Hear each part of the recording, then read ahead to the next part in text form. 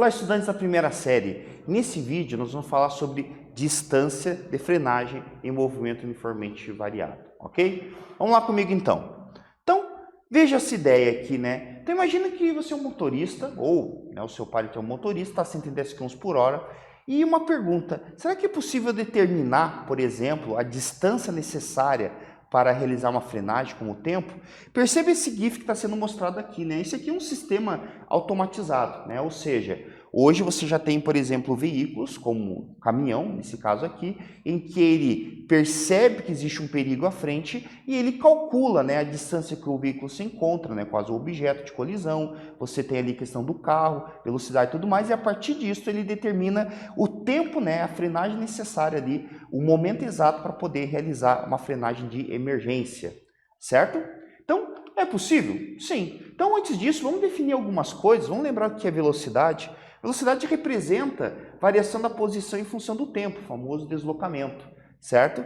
Enquanto que a aceleração representa a variação da velocidade em função do tempo.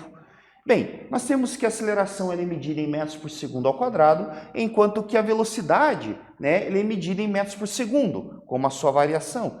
E aí o deslocamento medido em metros e o tempo em segundos. E é muito importante a gente entender aqui que existe sempre essa questão do quilômetros por hora para metros por segundo, certo? Então, uma coisa importante sempre lembrar que se eu quero converter quilômetros por hora para metros por segundo, eu divido por 3,6, metros por segundo para quilômetros por hora, multiplico por 3,6, ok?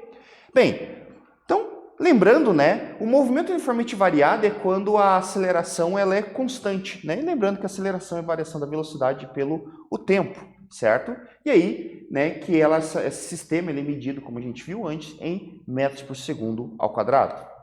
Bem, então o que representa aí nesse caso do move, né, a aceleração constante? Representa que eu tenho a variação da velocidade, né, sempre numa mesma taxa. Então perceba esses dois exemplos aqui, ó. Eu percebo que nesse primeiro caso, a minha velocidade ela está mudando de 3 em 3 a cada segundo. Por exemplo, foi de 10 para 13, para 16, para 19, para 22. Como embaixo está no canto tendo uma variação de menos 5, porque ela está reduzindo, neste caso, de 5 em 5, de 28 para 23, 18, 13, assim por diante. E a partir desta, eu já posso descrever a minha chamada função horária da velocidade. Mas eu percebo que esse padrão de linearização, né, de sempre o mesmo valorzinho, não acontece com a distância.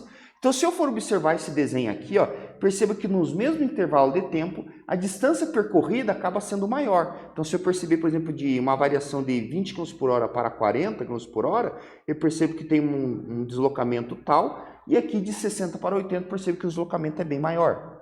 Para descrever isso, eu tenho essa equaçãozinha aqui, que é chamada função horária da posição, que é S igual SO mais VOT mais AVST ao quadrado sobre 2, onde que os S representam posições, o V é a velocidade inicial, o A é a aceleração e o T é o tempo, certo?